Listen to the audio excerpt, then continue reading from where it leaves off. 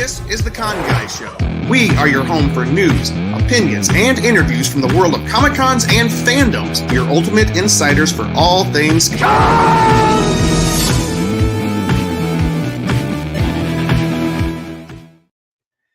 Yes, it is Wondercon time. For those of us in Southern California, you're looking at the beautiful cover artwork for the Wondercon program guide, which, Wondercon comes out in just a couple weeks here. Wondercon is the little brother sister convention to San Diego Comic-Con. It takes place March 29 through 31 at the Anaheim Convention Center. Hello, all you beautiful, lovely people. It's going to be right across the street from the Disneyland Resort. And this episode, we are diving into the program schedule, which has just been released. It just got released over this past weekend. We're picking up. And no. We're going to pick what we think are the best, most interesting panels for each day, plus maybe a couple of, Black Horse surprises that might be sliding under the radar. My name is Jim. I am one of your hosts here at the Con Guy Show. And let's start with the lady, our own one and only lady today, Katie. Technically, I'd say like the longest running con girl. We will never call you our old lady. No, I know the longest. Like I'm saying, like the OG longest host, longest running female host for the Con Guy. I think you're right about that. Yeah. Work in progress. Very true. I am Katie, aka Katie Christine, and I am really excited that we're getting back into the convention season. San Diego Comic-Con feels like a hot minute away, especially since I didn't go to LA Comic-Con this last year. So I'm just ready. I'm ready to talk about this. I am so excited. And by the way, hello, Con Kids. By the way, everybody, I don't know why that's on there. I'll just keep. Luke, did you do that? I might have bumped something. Okay. Con Kids is a host. We love it. I just want everybody to know we all have full-time jobs here, and we are exhausted from working 40 to 50 hours a week. St. Patrick's Day yesterday. So yeah, there's hardly any time, but the schedule just came out. Hey, Luke, is there a way to put our names up on our displays here? I'm not seeing them. All right, next.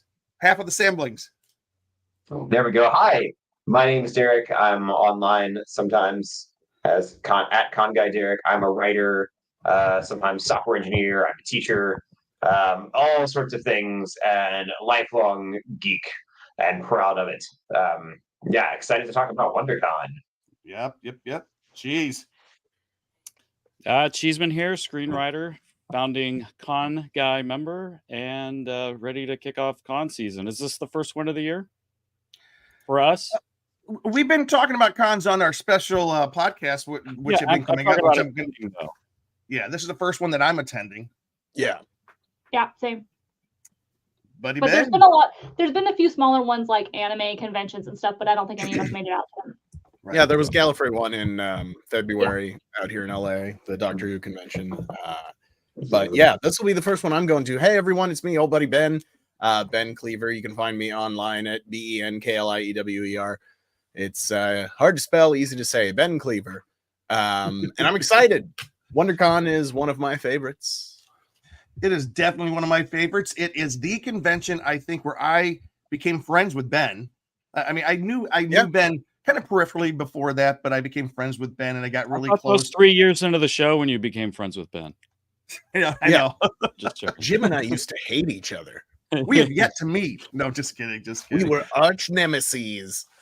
I mean, before we go any further, we're coming up on a very special anniversary for the Con Guy Show, guys. We're about to hit 8 years and 200 freaking episodes, and it's unbelievable. I just want to say, you guys, the hosts here, I think each and every one of you guys, because you guys are the heart of the show. You guys are the heart of what we do here. Ben, Katie, Derek, Luke, and Danae, who's feeling under the weather a little bit today. Thank you so much. I really do mean that with all my heart. I love you guys, and I just thank you for being a part. We've made so much money in these 8 years, and you guys are still here. We've made so many episodes. Sarcasm. A lot of episodes than money. But just we love it. I just want to say hello to Mr. Gilman, always good to see you, Ben. General Andy Harrow. Me and Luke had the privilege of spending Andy Harrow's birthday with him at Margaritaville at Universal Studios here in Hollywood just this past Friday night. Andy, that was a blast. I had so much fun. Andy's a good guy. Andy's a fun guy, and he watches every one of our shows. And of course, I hate to do to you, Ben. good. Yes, but what was cool, and I just want to remind everybody real quick. Andy goes, "Hey, I saw this part 2 of your movie podcast today. So if you guys are listening and you get a chance, we have celebrated the movies of 1984, parts 1 and parts 2. Ben has edited the heck out of it. It looks awesome. Please don't judge this podcast by those. Those are so good.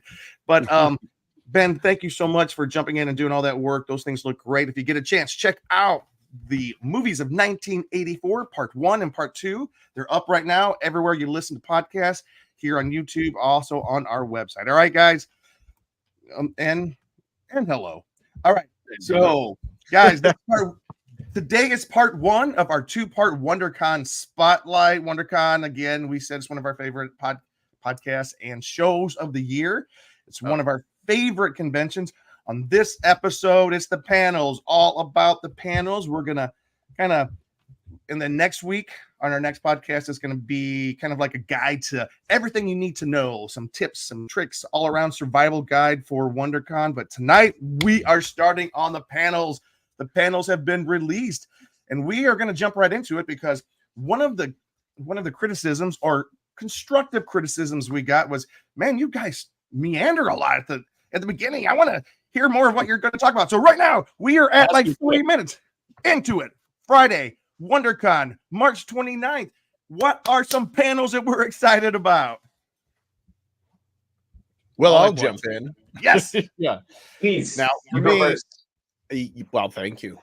Unless somebody else wants to, but now I'm on the big screen. So here we go. So one that really caught my attention, in many ways, I'm a nerd since birth, and in some ways, I am a late blooming nerd. And in the late blooming nerd area, I just started playing Dungeons and Dragons within the last couple of years, right? Nice. Me too. Yes. Sorry, you can talk. I'm There you go. really excited and interrupting with agreements. Yes. That is fine. Get excited, Derek. So I'm very interested on Friday, March 29th at 2 p.m. in room 300E, as an elephant. They are doing How to Level Up Your Dungeons and Dragons game. This is going to feature Wes Gardner, Sage Ryan, Christoph Fisher. It's got Jason Charles Miller, Kaylee Bray. It's moderated by Ross Thompson. Basically, they're going to share ways to level up your campaign and your character.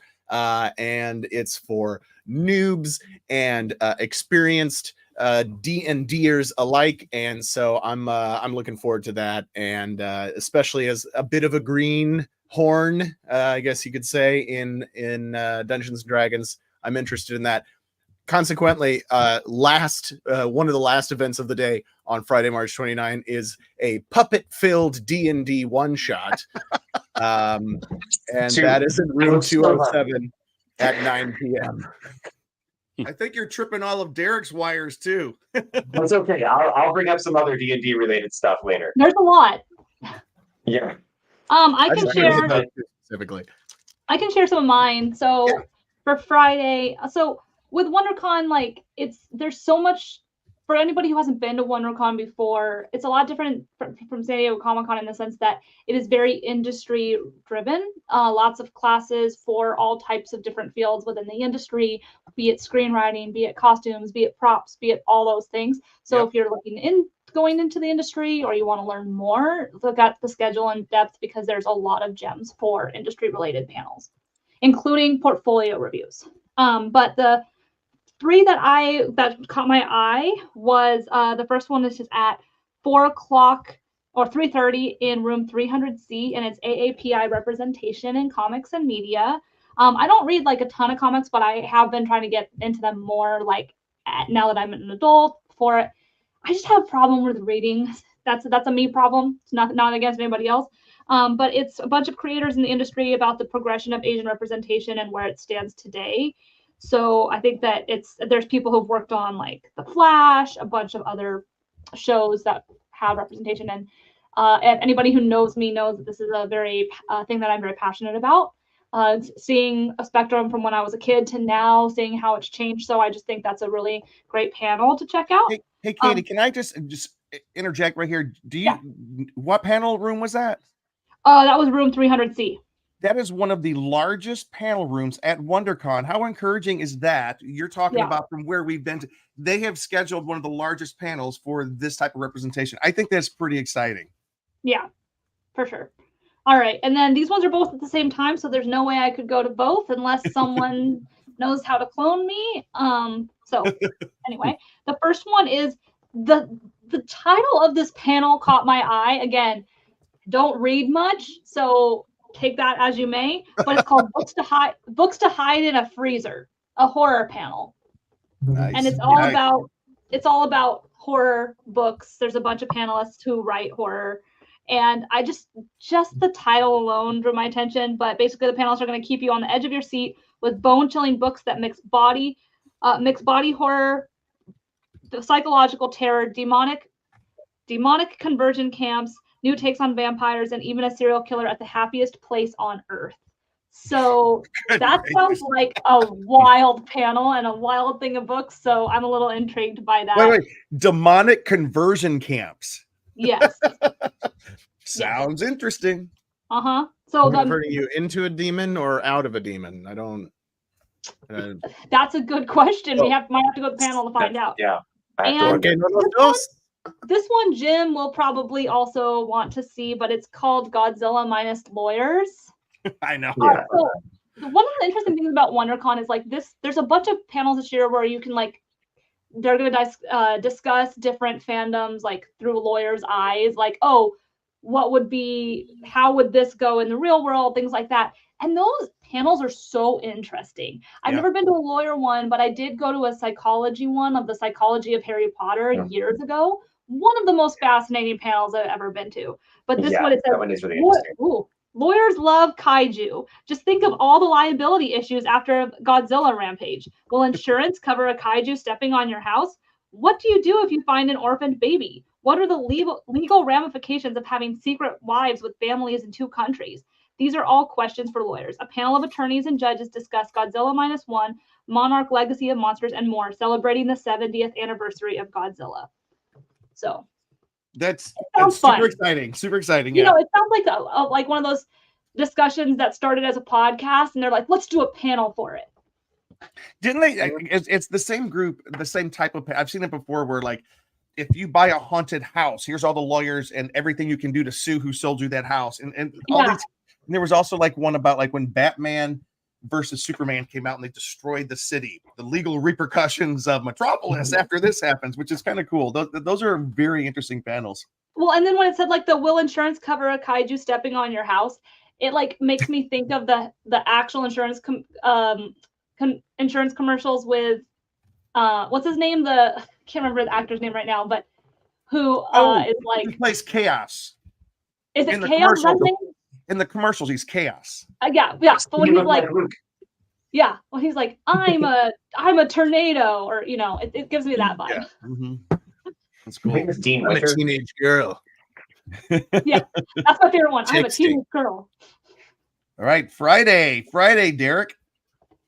I think I should be the one to mention this one. There's military and cosplay. That's in room 300A from 4 to 5 p.m. Wow. They specifically get a handful of military veterans from all different branches, and they talk about things they faced as veterans and how cosplay has helped them just over the years as, a nice hobby to help deal with some things in their lives, which would be really interesting to go to. And I also think, military veterans might have some cool suggestions about cosplays and tips that they've picked up. Yeah. And then I've got a few others, and I'm torn between them. But somebody has got to mention The Spice is Still Life, 40 Years of David Lynch's Dune. That's room 300C from 5:30 to 6:30 p.m. This is a big anniversary year. We talked about a number of movies. Yeah, that one will be pretty big. I mean, there are a lot of fans of that 1984 Dune. I mean, in a way, it's a cult classic. I think most people most people I've talked to are going to like the newer movie better as a movie, but that's got a special place in people's hearts. And thank you, Ben, for changing your background, because that 1984 Dune also I has think Patrick Stewart. General Gilman was. I was hoping you would mention the military one, Derek. When I saw it, I was like, Derek, I'm not going to cover this because I think Derek needs to. Thanks. Cheese Ben. Yeah, so for Friday, as kind of a creator and as a podcaster like we are, there's a lot of good stuff like that for like networking and just learning and educating yourself. Some that stuck out to me were particularly there's on Friday at 2:30 to 3:30. It's called "Everyone's a Critic: Being a Journalist in an Online Age." That's from 2:30 to 3:30. The past decade has seen an explosion in the scope of comics and journalism, from the rise of citizen journalism to blogging and vloggers, podcasters, and online only news sources. This panel of writers and hosts from CBR, Geek Magazine, Digital Bits, Bleeding Cool, Film Threat, and others. It's basically kind of a big panel, with those are the biggest podcast. I mean, the biggest websites in comics right now. But I think us as, a podcasting team, this would be definitely a good one if we're all around for that one. Yeah. And I'll let Jim share more, but there's a particular one we are on. We'll go a little more. We're on a panel at 3:00 on Friday. Yeah, so it's Success and Creativity Mixer. Meet other creatives and get time with experts. Jim, can you tell us a little more about that? Yeah, so for the past few years, me and Luke have been asked to take part in a series of panels about if you are trying to break in and be a creative professional, but you don't have a lot of time to do it. In other words, those of us with full-time jobs trying our best to make creativity our full-time job. How do you do it? What kind of things can you do? One of the things we always say in those panels, and this is the most important piece of advice anyone can give you: network with people who are doing the same thing or that can help you do what you want to do. In other words, if you are trying to multiply your efforts, meet people, network with people, work with people who are all doing the same thing. You guys can help each other, or people who are complementary to what you're doing, And so we always say that, and then we end the panel, WonderCon or San Diego Comic-Con's over, we take off and we say, all right, send us an email, and then the emails get lost. This right here is specifically for show up just to network, show up just to meet people. Our friend Gene Turnbow, he's the founder, editor-in-chief of sci-fi.radio, where we had our show was on sci-fi.radio for a while. We had to take a break because we were recalibrating our show last year. He has invited us to come back on his radio program, though. So it's going to be awesome. It's going to have Luke, director of media, Matt Dunford. He's the senior talent relations coordinator for Upper Deck, and he's the chairman of the San Diego Comic Fest, which is really cool. Stephen Burns, he is a digital artist and author and lecturer. His specialty is in 3D blender effects. He travels the country doing conferences about this. Marcia Powers, she is from Fandom Charities and HellmouthCon, or Hellmouth.com. Is it Hellmouthcon.com? We partnered with her. A lot of the Power Rangers, she hosted them at her table during one of the recent cons, which is really, she's a great lady. Neil Mars, the CEO and administrator of Helping Hands Hospice, which is great. And of course, Topher Davila, I never get his name right, Topher Davila. He's the art director and illustrator for Geekdomware. He always has a really cool booth on the floor at usually WonderCon, Comic-Con, sometimes some of the other conventions. So it's a great group of people that are doing creative endeavors. I invite anyone who is interested in finding out more or just meeting people who are doing creative things and are trying to move their careers forward. Come. It's bring a business card. People tell you that business cards are dead. That is untrue. Although I do love digital business cards, but bring something for somebody to be able to write down, something to remember you by. Use your lanyard, put those business cards in there and collect them. So come to this event ready to network. All right, back to you, Cheeseman. And just one more I wanted to kind of point out as a creative person is writing for indie comics. Me and Jim as writers have looked into that. And Derek and Ben. And so that is Friday at 6 to 7. and it'll be a mix of different people from Witchblade, Atomic Basement, collectors, cosplayer versus shark, and then it's moderated by David Luke. This is why I'm horrible at reading these or saying these names. David Lucalarli from Tinseltown, and then there's free comics for anybody who asks a question. So it's a great place to kind of get to know people, and if you're looking to get in the indie comic world. Yep, I love it. I have a couple more that I'd like to throw in there. One of the leading voices in comic book news. This is news about Were you done, Luke? I'm sorry. Did I interrupt? Yes, that was the last one. Okay, cool. The comic book news is The Beat, comicsbeat.com, with the editor-in-chief, Heidi McDonald. This is their 20th anniversary. So they are doing The Beat celebrates The Beat at 20. It's the 2 decades that changed comics, which is really interesting these past 2 decades to see how the comics have changed. They will look at the rise of graphic novels, the manga boom and bust and boom. I guess manga's gone through some ups and downs. Marvel and DC's cinematic adventures, both good and ill, and the rest of the wild 2 decade run. It's going to be featuring Heidi McDonald along with Deb Aoki. She's from Manga Splaining. Get it? Not mansplaining, Manga Splaining. I love that name. This Henry Barajas, he's from Gilthorpe. Avery Kaplan, he's also from The Beat. Rebecca Oliver Kaplan, Prism Comics. Tamur Dar from The Beat, and Patrick Meany, director of House of Demons. And there will probably be some other guests showing up. This is one of those things where people in the industry are going to show up and support each other. So there'll probably be some more guests on this panel. This will be very exciting. I'm really looking forward to this panel. And this is 4:30 to 5:30, room 213, which is 213 AB.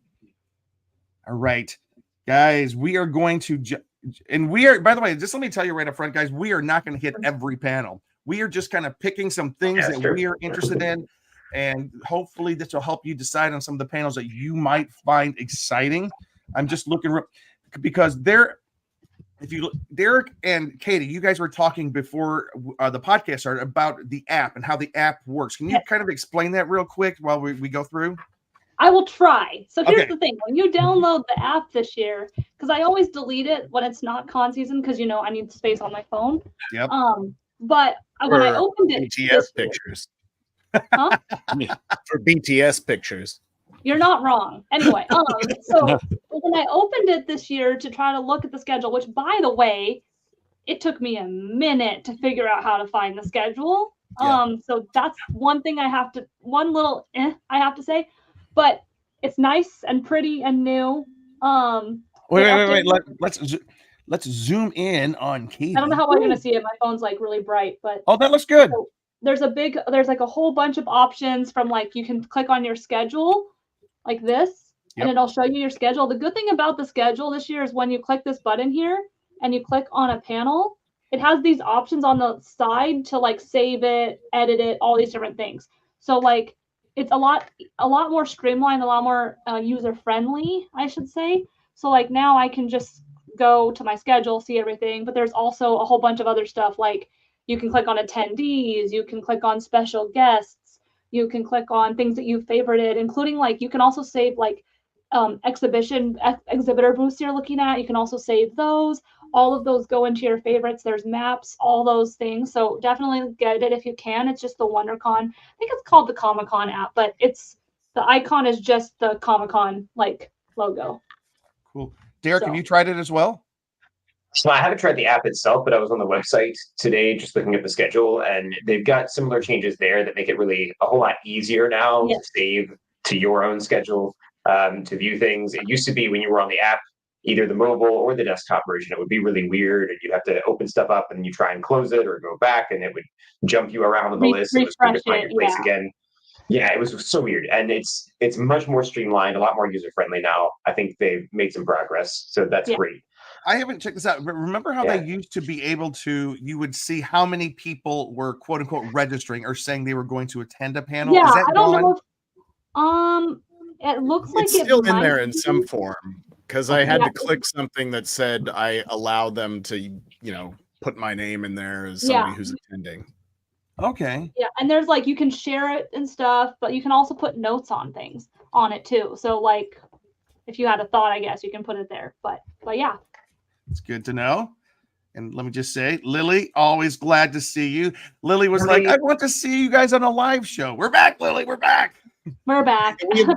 We have not cut out live shows entirely. That's true. We can the thing is, when we tape pre-taped shows, we can distill it down to its tastiest bits and put in fun graphics and music and images and all that kind of stuff. And it really makes the show pop. It makes it a lot of fun to watch.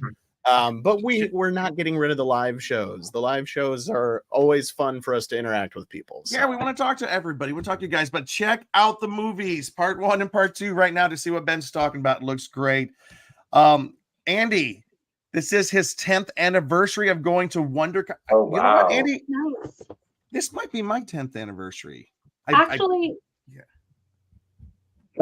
Because 2014, you had already been to WonderCon. I'd already been with you on my first time at WonderCon, I think. And okay. I think it's been more than 10 years for you, Jim. I think I spent You're so old. long I don't remember when I started. So this is either year 10 or year 11. Okay. remember the number of WonderCons you've been to is one more than the anniversary in years, because Yes. the first one you attended is year 0. Yes. And if it did they have WonderCons on either side of 2020? Was there WonderCon No. 21? No, No. it was WonderCon special. Did they have a special edition? I think they did. Yes. But they didn't So do there- WonderCon in 2020 or 2021. Correct. Okay. So I guess this will technically be my 8th. So my count is off then, because I was just Yeah. subtracting numbers and not thinking. All right, guys, about we're gonna extra. jump into Saturday.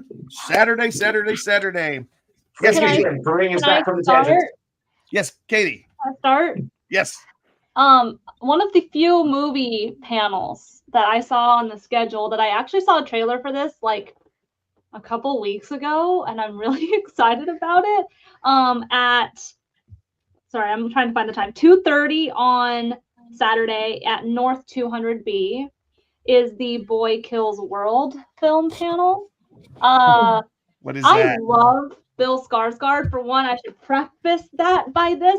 And we're watching the trailer. I was just watching like on YouTube, like where you just kind of watch a whole bunch of trailers all like in one block. And Watch the trailer. I was watching it and I was like, is that Bill Skarsgård? Because he's like massive. Like he's a big dude already, but he like toned up for it. But it's produced by Sam Raimi. Oh, there you go. Yeah. I'm going to read you guys what the synopsis is on Rotten Okay. Tomatoes, though, because I can't possibly try to explain it. Bill Skarsgård stars as Boy, who vows revenge after his family is murdered by Hilda von der Koy. Famke Johnson, by the way. Famke, how are you saying her name? Love her. Famke Janssen. Yeah, love Yeah. her. Also, not the first thing that they've been in together. They've been in multiple things together. Deranged matriarch of a corrupt post-apocalyptic dynasty that left the boy orphaned, deaf, and voiceless. Driven Wow. by his inner voice, one which he co-opted from his favorite childhood video game, Boy trains with a mysterious shaman, will not be able to say that name correctly, to become an instrument of death and is set loose on the eve of the annual culling of dissidents. Bedlam ensues as Boy commits bloody martial arts mayhem, inciting a wrath of carnage and bloodletting. As he tries to get his bearings in the delirious realm, Boy soon falls in with a desperate resistance group, all the while bickering with the apparent ghost of his rebellious little sister. I mean, I don't really think I need to say much more about this panel because I want to see it. And usually with panels like this at WonderCon, sometimes there's some sort of footage or clip or something if it's like panels in the past. But yeah, it'll have Sam Raimi and the director Moritz Moore, actors Brett Gelman from Stranger Things. I don't know who he played in Stranger Things. I have to look that up. And Isaiah Mustafa from It Chapter 2. So a lot of people who are from that horror realm. The Old Spice commercials. Yep. Yeah. It's coming I'm on a out. horse. It's coming out April 26th. So about a month after this. And it does say right here, among the first to see exclusive footage and go behind the scenes. Nice. And I'm really excited. It's a really messed up horror film. So it's like right up there with all the horror stuff that I do like. There's a lot of stuff I won't watch, but this one, if you just watch the trailer, like Ben said, watch it. You're wild. instantly going to be like, what is this movie? I need to see it. It looks crazy. So I'm excited about that one. Once again, 2:30 at North 200B. Sure to be a good panel. At the same time is the Her Universe Fashion Show update at room 300C. In case anybody is familiar with Her Universe, they do a fashion show at Comic-Con every year, and it is every year the winners get to design a line for Her Universe, aka Hot Topic. That's what the winners get to design, and it is their update show. And at the update show, they talk to the winners from the last year, and they discuss their processes of like what's the coming collection that they are designing for. I forgot what it was this year. I think it's related to Disney 100, but I can't remember. Because Disney 100 is technically over, right. But like think technically like they're still doing some stuff for it, but I can't remember exactly. So that's and obviously Ashley Eckstein will be the moderator. She's always the moderator. They're doing a special spotlight on Ashley Eckstein this year too. Yes, that's on Friday. Yep, cool. All right, then at 4:00 in room 300E is another Asian content driven panel called Stop Anti-Asian Hate: Combating Racism Through Comics and Pop Culture. This is another reason I'm really excited about this one, because of the obvious things that have happened in society and everything, and just to be able to see people bring it to light and also talk about how much comics and pop culture can bring visibility to a wide range of political, socioeconomic, a whole bunch of different categories. So it's basically just says, how do you stop the hate one panel at a time? And it's talking about representation. So obviously sounds like a really cool panel that I would like to check out. And lastly, don't mind the other lawyer one, but Ghostbusters Law of the Afterlife. Ghostbusters, lawyers, again, right up there with the Godzilla one, but Ghostbusters comes out, what is it, the day that WonderCon starts? Doesn't it come out? I think it comes out this week. I think it comes out 1 week prior. Yeah, I think it's this Thursday, technically. Yeah. The Thursday before WonderCon, though, right? Not like this Thursday. It's coming out this Thursday. This Thursday.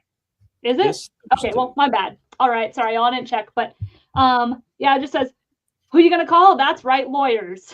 These descriptions are so great, like so clever. Join a panel of lawyers and judges for the 40th anniversary of Ghostbusters. Similar to probably some of the similar panelists too, but again, who doesn't want to hear a whole bunch of lawyers like talk about what is or isn't, what is or wouldn't work and things like that. So yeah, that's my list. That's fantastic. That's fantastic. Do we want to go to Mr. Sam's? Sure. So sort of panel that I like to highlight every time we talk about this is Klingon lifestyles. They have it's called a panel, but really it's a little play. They have at WonderCon and at Comic-Con every year. I think they might have even done virtual ones when they had a special edition because of COVID. And it's just a bunch of fans who make a short play in cosplay about Klingons and other Star Trek related stuff, and it is just really fun. Lots of fan service. It's by fans for fans, and it's just very entertaining. So I do recommend that. That's from 10 to 11 in room 300A. And then there are a bunch here. It's really hard to choose. So I'm going to pick one that the rest of you might not point out, and that's Parenthood According to Bluey. Oh, nice. That's room 300C, 7:30 to 8:30 p.m. I used to watch Bluey a lot with our foster sons, and I'll read some of the description here. They say, Bluey is a show for parents disguised as a show for children. Very true. The episodes are about 7.5 minutes long and very kid-friendly, but cover some really deep issues. Things like loss, aging, mortality, infertility, huge things in kid-friendly ways. So it's very frequent that as an adult, you could be watching it and start tearing up. And kids are just seeing it as kids like themselves addressing these issues while the adults are dealing with something else. But kids are sort of introduced in a very safe way to big issues they might face. And what I'm also excited about with this panel is it's moderated by a former Child Protective Services investigator. And the panel members are an educator, a children's author, a TAY therapist that's transitional age youth, I think, and a school psychologist.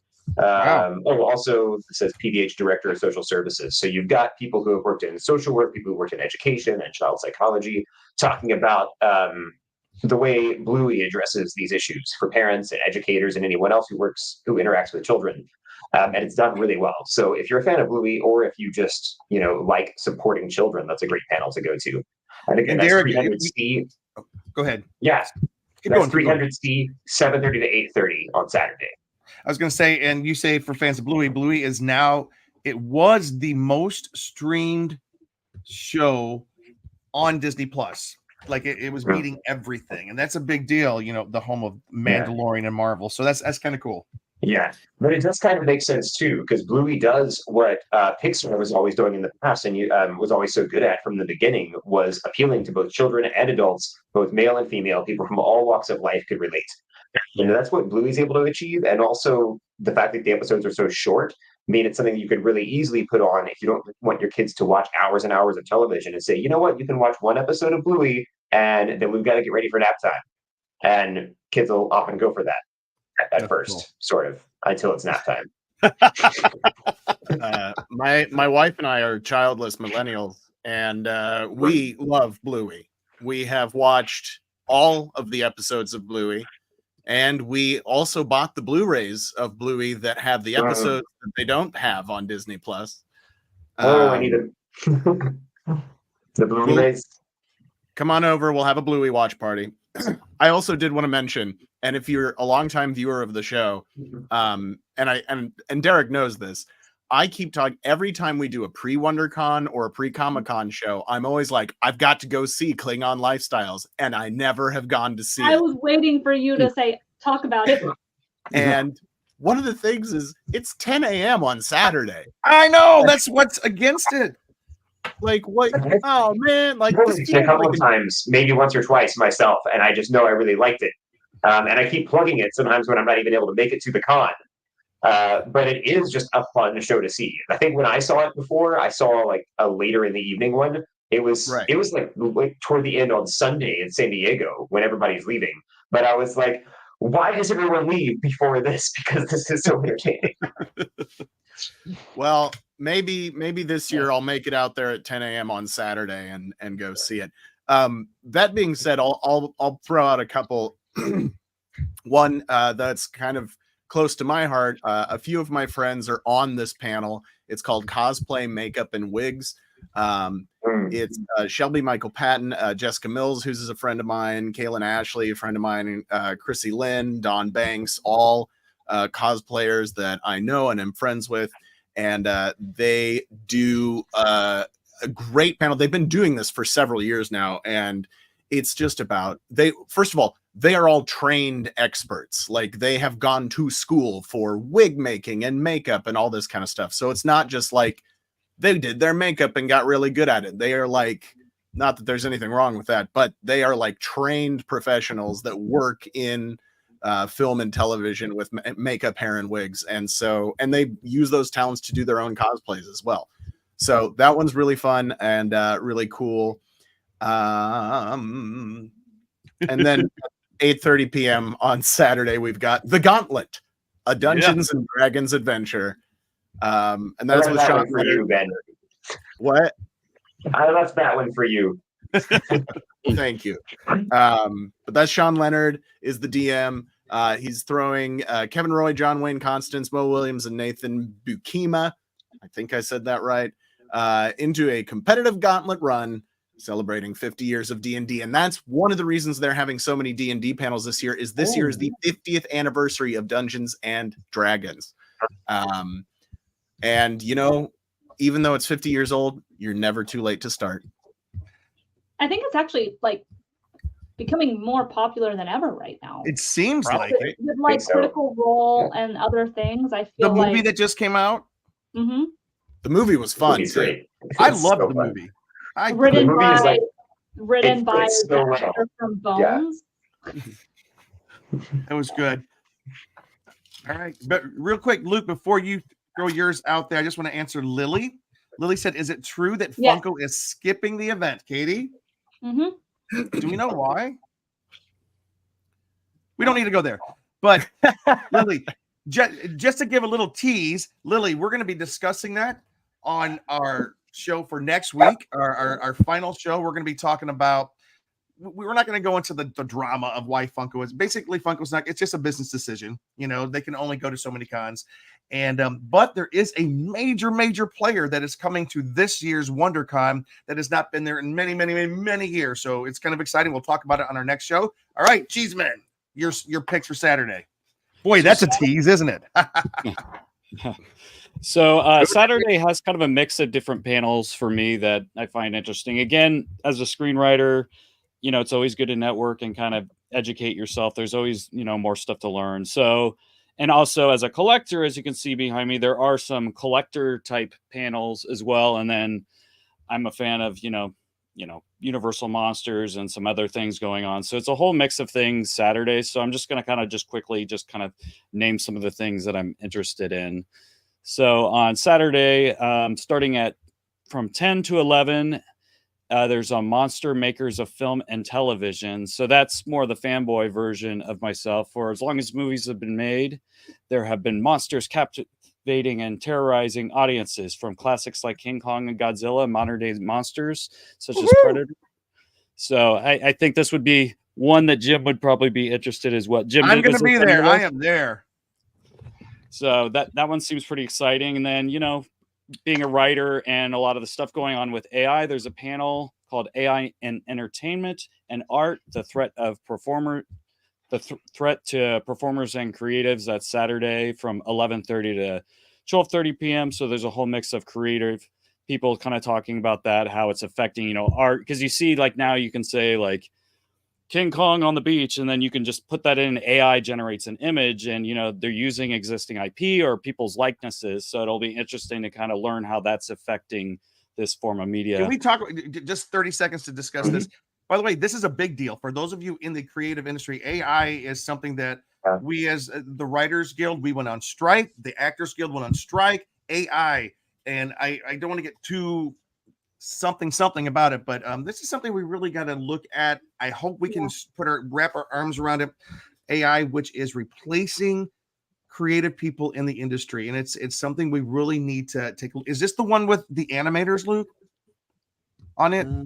Because there's there are people from Transformers, Spider-Man 2, people like a Dragon, and all sorts of creative type stuff. But because there's one on here that also features animation voices, because a lot of the voice actors for animation are being replaced with AI, recreating voices. That's a dangerous thing. I mean, I really don't like that, and it never feels like it has the emotion or the personality. When I hear AI voices, it kind of sounds soulless in some kind of way. And as much as people are like, "Oh, it should replace," soulless. I can always tell. By definition.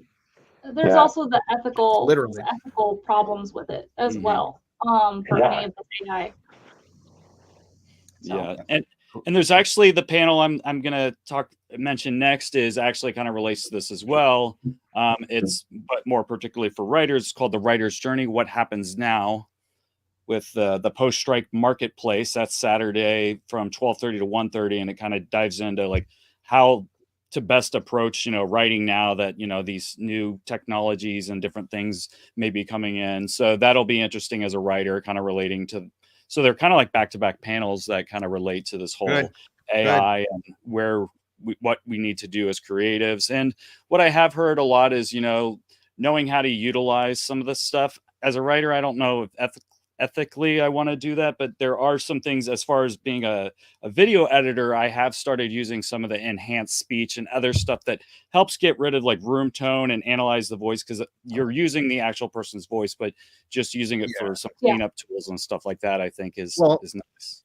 That sort of thing is enhancing what's already there. It's not creating something that otherwise a person would have created. Like if you use enhanced speech to fix garbled audio, that's not creating something new and taking, you know, somebody's job. Yeah, exactly. Like Lily says, we need to go back to being human. The industry is losing its humanity. Preach it, sister. All right. Luke. And then real quick, I want to mention a couple toy ones. So McFarlane's doing the McFarlane Toys Multiverse and Todd McFarlane himself is going to be there. So that's really cool. McFarlane's done all sorts of sweet stuff. I have a lot of the Batman 66 stuff in my room, and they really have done a good job. And you can get a lot of that stuff at Target. Target's constantly been having a lot of that kind of stuff, and McFarlane's just really knocking out of the park with some of the stuff they're doing. Kind of almost, I think, as kind of a competitor to like what NECA's been doing. NECA still, I would say, is one of the best toy stuff I've collected, but a lot of these other ones have the likeness, the painting, and the mobility and the type of things they're doing with collectibles has been good. So that this panel on McFarlane is from noon to 1. And then Hasbro also is doing one as well in room 300E, and that's at 3 o'clock. So it's called Hasbro Toy Panel Active Action Brand. So it's going to go in and I think reveal some exciting new products. And Hasbro did some of those Indiana Jones ones recently that I think they did a pretty good job on. And it's exciting to kind of see what the future is, because I'm more of like a nostalgic collector. Like I like more of the stuff, the movies from the past, and a lot of us, as you can see in our rooms, like those things that kind of captivated you in your childhood or got you excited. A lot of us have been collecting, and Jurassic Park just had their 30th anniversary, and Mattel did a pretty good job with some of those toys as well. But and then just there's other things. There's a whole mix, like I mentioned, but the last one I kind of want to maybe end on is just Resident Alien cast conversation. I've just always loved Alan Tudyk and what he's done for the con world, and I love that Alan's going to be there. This is awesome. So that one is on Saturday, and it's from 4:30 to 5:30 in North 200B. So I really would love to go to that one. Yeah, if you guys haven't seen Resident Alien, it is one of the funniest shows on TV. Alan Tudyk is perhaps my favorite actor working in sci-fi. Everything that guy does, he's amazing in it. Yeah, he is so good. And the whole cast, like the young cast, the little boy who's kind of growing up on the show, he's so good. So, anyways, Luke, let's do a real quick, and we're going to wrap up our show here in our fairly quickly. But Luke, I'm going to do a shout out. Luke's talking about collectibles from Hasbro and the Jurassic Park 30th anniversary. We have a number of videos on our website and on our YouTube channel where Luke has done a bunch of unboxings and unveilings of a whole lot of this stuff. So check those out. Those are really cool. Real quick, on Saturday, I would like to call out Collider is doing a Directors on Directing panel. David Leitch, the director of Deadpool 2, Bullet Train, and The Fall Guy is going to be there, along with Wes Ball, who directed the Maze Runner franchise and the upcoming Kingdom of the Planet of the Apes. And then Radio Silence, which is Matt Bertelli Open, and Tyler Gillette, directors of Abigail, the brand new horror movie coming out, because also Scream and Randy or Not. So these are some high-profile directors of horror films and different types of films are discussing the craft of directing and projects past, present, and future. So it's going to be really cool. It's going to be moderated by Stephen Weintraub, the Collider's editor-in-chief. And then I would be a terrible fan of Godzilla if I did not mention on Saturday night. Oh, sorry. That panel I just mentioned is Saturday from 1:15 to 2:30 in North 200B. But then Saturday night, 8 to 9 in room 209, Godzilla -1, a triumphant and profound kaiju movie. Basically, come see some experts talk about how kaiju is dominating right now, especially with Godzilla -1, that won the Oscar for Best Visual Effects on a budget of $15 million. Take that, Hollywood. Oh my gosh, I'm so excited. All right, Sunday. Who would like to go first for Sunday? I've only got one. Good. I mean that sounds terrible. Good, only one. No. Better be Jim. On time, but I've got a few picked out, but I figure you guys are going to talk about one specifically. Okay. But I wanted to mention 30 Years of Gargoyles.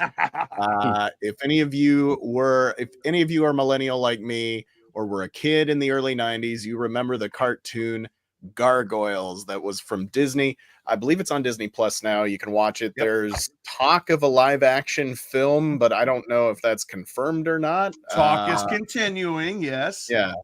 And when you say live action, do you mean like Lion King was live action? Well, probably. During Although real there life might be people. gargoyles. Because like Yeah, no, they're going to get actual gargoyles, gargoyles like- from Scotland. That's a whole other podcast. We can speaking talk of AI, They're all going to Yeah. be played by Jack Black. Yes, all of them are Jack Black. right. Ben. But yeah, it also has the theme song is on my workout mix. So Oh yeah. there you go. All right. That's it for me for Sunday. Katie, Derek, why don't you go next? I had a couple that I thought looked interesting. I mean, I had more that looked interesting, but I'll stick to just two. Young adult fantasy authors in room 207, 10 to 11 a.m. And yes, I'm plugging a lot of the morning ones. But this is interesting. I've written some, young adult type fantasy before, and I like seeing this stuff. And Jonathan Mayberry is a special guest. He's a New York Times bestselling author of a lot of fantasy stuff. So that can be really interesting.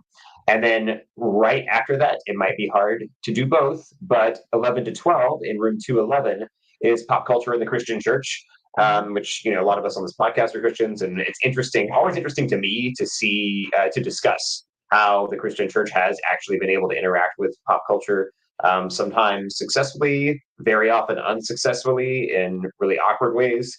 But it's always great for discussion. And also, it's on a Sunday morning. So if you're skipping church on Easter, you might want to go Sunday to morning. something spiritual while you're there, Come on, you got to give some praise to little baby Jesus. This is grown up Jesus. I'm wrong. It's not Christmas. This is grown up resurrection Jesus, Jen. I'm sorry. He was a man. He had a beard. Please forgive me. I just watched Talladega Nights the other night for my Of very course. first time, and little baby Jesus is in my head. Okay. Go ahead, Derek. No, that was just those two. I have some other stuff to talk about generally about the convention. We talk Sunday. All right, Katie. okay, so I don't know what it is about my planning, but for some reason, all the panels I want to see are at like 2 different times of the day for every single day of the convention. So I'm gonna have some decisions that I need to make and look at more of the schedule. But I couldn't really do my my duties as a the resident costumer in this group without mentioning a costuming panel on Sunday morning at 10:30 in room 213 AB. Is design versus function, superpowered costumes. Basically, it says, what is the line between aesthetics and function? How does one determine if a costume or couture creation would work in the real world, or does that matter if it's stunning? It's people who are cosplayers and costumers, and they just talk about how to create the perfect look. Now, and I really like the title of it as design versus function, because as a cosplayer, and this is going to be a little bit of I know we're going to talk a lot about tips and things in the next episode, but if you are trying to dip your toes in the water for cosplay, there are some things that not everybody knows, and things like that can be taught, could be good panels to go to at conventions. But whether or not something is aesthetically pleasing and whether or not it is able to function well for cosplaying and just being able to work and move and everything like that is very important in costuming, both for film and for personal. So I think it'd be really interesting to hear other people's tips and tricks, all the hacks, things like that, because there's so many hacks you can do to cheat. Cheat, acceptable cheating. So that's that one at 10:30 on Sunday morning. Also at 10 o'clock in the morning is remakes and the public domain. This and looks it's a whole good. Panel. Yeah, and so it's by some other podcasting folks that I believe most of the con guy met last year. JPG is I've met him before. He's also does podcasts, and they do panels every year. But it says Sherlock Holmes, Winnie the Pooh, and even iterations of Mickey Mouse have moved from private studio use to public domain in the past few years, and the film remake industry has been at the forefront of the projects. So they're going to be talking about beloved characters in the public domain and how to work with that, because it is true, there is a lot more stuff becoming public domain now because of things expiring, contracts expiring, and it is going to give some people some more opportunities. So that sounds like a really interesting panel. Is at room 211, 10 a.m. And then same time, different room, this time at room 300A. We'll have to pick one, but this one is about mold and resin making, 3D printing, and FX techniques. As a creator, as someone who is a costumer, as someone who is a creative, there's so many things that it's just too much time or or energy or money to learn. So this is something that I've been very interested in learning more about, is resin, specifically resin. So this one is for people who are, it says Fawn Davis is 25-year-old veteran of miniature visual effects who has worked on over 25 movies, including Star Wars and Guardians of the Galaxy. And there's just a bunch of people who are creators in the industry and who can teach you lots about these particular effects that are actually becoming very integrated in the creative spaces because of the ability to create some things a little bit cheaper, a little bit easier with the use of 3D printing and molds. Like, it's wild. If you guys have ever seen anything like that, that's definitely worth checking out. Then at 4 o'clock, so we jump a few hours, Culinary Quests, iconic pop culture eats. One of my other favorite things, food. Specifically, I own like four cookbooks. Have I used most of them? No. But do I own about 4 cookbooks for like recipes inspired by favorite fandoms such as Supernatural and Harry Potter? Yes. So this one is a panel of people, and it says they take a dive into pop culture's most memorable meals. This gourmet panel whisks you away on a taste-driven odyssey, transforming fiction's finest foods into reality. From the Krabby Patty to the whimsical feast of the Ghibli movies, they will explore recipes that define our favorite fictional universes, revel in the unique blend of culinary art and fandom, where every bite tells a story. Ready for a palette for a journey where pop culture's culinary creations come to life. I mean, I'm hungry. The only thing it's missing is samples, but anyway. And then this one was interesting to me because if you guys know, we didn't mention it, but on Saturday every year they have the Masquerade. It is a 2-3 hour costume fashion show. 23 hour. Huh? 23 hour.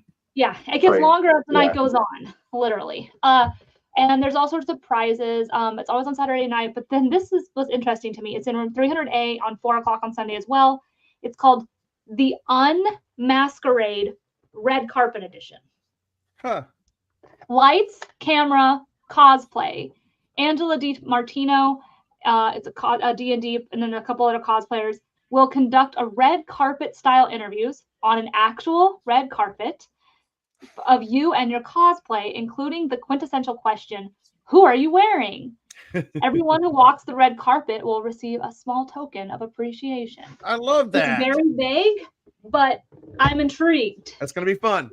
Short, sweet, and to the point. I like it. I'm intrigued. So cool. Cheeseman, as we zoom out of here. Yeah, so Sunday has a lot of stuff for if you're interested in writing. They really have a ton of things. So I'm just going to quickly list a few of these. There's the Writers Coffee House Wondercon edition that is 12:30 to 2:30. Unless I wrote that wrong, but it's saying almost a full 2 hours. I may be wrong. Double check that. Room 204C. Here's your opportunity to talk about the craft of writing, markets, pitching, and selling, conquering frustrating and defeating writer's block, and all of the good things that come from the community of writers. So there's a good mix of panelists there that are there to talk to you if you're looking to meet other writers and creatives doing that. And then I've always been interested in like voices and different stuff. And as a screenwriter, like maybe I'll do animation someday, but there's a panel on the art of voice directing that's from 1 to 2 and room 207. It says fans know and love the voice actors responsible for playing their favorite characters, but just as important are the voice directors. So there's some people from Invincible even that are going to be there. I know we've mentioned that show, and then a lot of other kind of animated things as well. When I worked over at Warner Brothers, I got to be at the studio where when they're doing Lego Movie, and get to see Phil Lord and Chris Miller working with, like Will Ferrell and some of the other actors that came in for that. So it's really cool to see how, because you think like, oh, how's there a director of animation? But a lot of the directing comes to coaching on the acting of the voice. And, as a lot of times some of the performance the actors actually do while doing the voice, sometimes the animators do use, as you've seen in some of those Disney type documentaries. And then back to some of the writing stuff. Creating your own show or comic is from 1:30 to 2:30 in room 300C. And then there's David Mack on writing art, film, TV, and more, which is from 1:30 to 2:30 in room 208. So he's an Emmy nominated creator of Echo and discusses his work on, he'll talk about Daredevil, Captain America, Winter Soldier, Jessica Jones. So this seems like a really good opportunity to Nice. hear somebody who's very high level, done some really cool Marvel stuff. So this is definitely one I'd love to see if I can get in the room. And then From Burnout to Brainstorm is from 2 to 3 and room 211. So there's a whole mix of people there just kind of talking about how to work through those issues of burnout that we've all had, but and then Perfecting and Pitching the Picture Book, room 211. So this is kind of more for if I think you're looking to get into more children's books. They're encouraging people to bring pencils, paper, coloring crayons, pitch some ideas and stuff. So this is another thing if you're looking to get into that field. Sounds kind of interesting. I've always thought it might be fun at some point maybe to do a children's book. And then Development to Distribution, Thinking Outside the Box. That is from 3 o'clock to 4 o'clock in room 213 CD. And there's a whole mix of people in that one as well. And then the Writer's Workshop, C2C Inc. That's in room 210. Are you passionate about writing, creating, and storytelling? Do you have a book, script, or idea waiting to be created? And this is featuring and hosted by our friend April Wallen. She's a big part of this one. So I'm sure we'll run into her and she'll be wanting us to come support her on this one. But she's awesome. And yeah, it just looks like there's a lot of opportunities. I mean, the whole weekend, especially, here on Sunday, if you have these creative ideas and projects, and Jim will be on a panel for those type of people as well. Yeah, I'll talk about it. And I'm going to jump in here, Ben, and then we'll let you wrap us up. So, all right. Like Katie said at the beginning of the show, this particular WonderCon, it seems like for people wanting to get into the industry, they've got so much to offer. And excuse me, what Luke just talked about, creators and like writers and artists meeting each other, different things happening. And I love that. I love that it's so much concentrated on that. You'll have, I've heard some people complain there's not as much at this WonderCon. And it's true. It depends on what you're looking for. It is true. It is a bit of a different shift this year. WonderCon, it does have some very cool movie panels like Katie was talking to you about, but it does have so many awesome industry specific panels for people who are interested in the creative industry. But for fans like me, there's one panel on Sunday that I am not going to miss. It is room 300C from 12:30 to 1:30, the origins of the universal monsters and the birth of horror. Lots of experts that are in there. They've written books. They've done presentations. I've seen part of this presentation at a Midsummer Scream. This is an awesome panel. Don't miss it.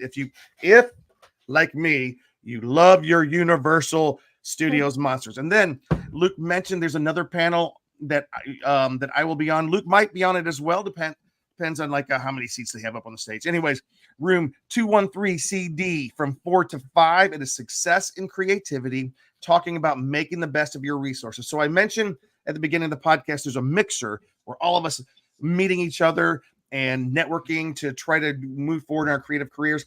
This is the panel where we sit down with everybody and we talk about it. You come up, we're going to have the microphones, you ask questions. It's going to be a lot of the same people in the mixer, but also on this panel, moderator Ron Coleman, PhD, the molecular geneticist. He was instrumental in helping to save the white rhino in Africa, and he worked on the something that helped establish the COVID vaccine. So this guy is really doing stuff to save the world. And what's funny, this PhD, he also wrote Kevin, the Drunk Jedi. So this is a great guy to get to know. All right. Also, Dr. Rena, there's a lot of doctors on this panel. Dr. Rena Wolzinger, she's the technical director of Eduvator. She has done so many things. She's a composer. I have so much respect for this lady, and she has also started this company, Eduvator, develops films and projects. Come see the panel. It is room 213 CD on Sunday from 4 to 5. Ben, if you could wrap us up with your choices. All right. Well, I mean, I already kind of gave my choices, I guess. Yeah, but he had my, one he liked you. what? You had the one that stuck out to you the most. Oh, You- I'm sorry. it's like Ben's already gone. It's all good. Hey, listen, I do want to say this. This is not the first time that WonderCon has fallen on Easter weekend. In fact, it used to usually fall on Easter Yep. weekend. For a long time. So, if you are having a conflict of interest between attending church or going to WonderCon, you can do both. You can go to church in the morning and then go to WonderCon. Like, Especially if Derek yes. is in your room and wakes you up at the crack of dawn with what was the song? Keith Green. It was Keith Green's "Asleep in the Light," which is You all can't about even getting get out of bed. Yeah. All right. But it's true. Ben. You know, you could even find a sunrise service and go to that, and then then con will not have started yet by the time you get up. There you There go. you go. If we can add one more thing to our whole list. Yeah. So I let Ben mention the D&D related panels. They have some fun one shots that you can watch people do, which I'm sure will be entertaining. If you're interested in learning to play Dungeons and Dragons, my first time ever playing was at San Diego Comic-Con. And at WonderCon too, they've got demo games going all throughout the weekend. They're in different locations, but the D&D 5e Adventure League is doing little one shots and tutorials. Their HQ is in the Hilton California Ballroom on Friday, but I think they actually move and have different spots where they're highlighting it. There are lots of game spaces, and you can find all that on the app. Also, if you are already playing or if you have recently started, Off the Shelf Games is doing paint and take miniatures. So they're having some kind of a deal at the con. Sounds like you could buy miniature and you could paint it there. It sounds like there's a little bit of instruction on doing that. And that's in Exhibit Hall C. I think throughout the convention, it's in the same place. Again, that's Off the Shelf Games. And if you play D&D for the first time at a convention, it's great to tell people that's like a perfect punch for your nerd card. I learned to play at WonderCon. And guys, can I just throw in there real quick, if you're No. on the app, if you're looking at the schedule on the app and you're wanting to get involved with some of these games, tabletop games, different types of games, the app is divided, the schedule's divided into different colors. Look in how would you describe it? It's the foam bluish green color is all the light blue. What's it called? The light blue. There's to pronounce it. The light blue is games. Cyan. If I remember correctly. It's blue green. Cyan. It's sea foam It's not green. cayenne because that's the pepper. It's not the dark green. It's the seafoam green or the blue, whatever. So many different gaming panels. We didn't go over them all because there's probably 100 on there. But anyways, Ben, could you finish us up and take us out? Well, everybody, here at the Con Guy, WonderCon is and so we're looking forward to it. Tune in next week for our show on tips and tricks for WonderCon. And for everybody here at the Con Guy, there goes the music. For everybody here at the Con Guy, my name is Ben Cleaver, and the reason I'm always drinking out of this red cup is because whenever Ben Cleaver shows up, it's always a party. Good night, everybody. Good night, everybody.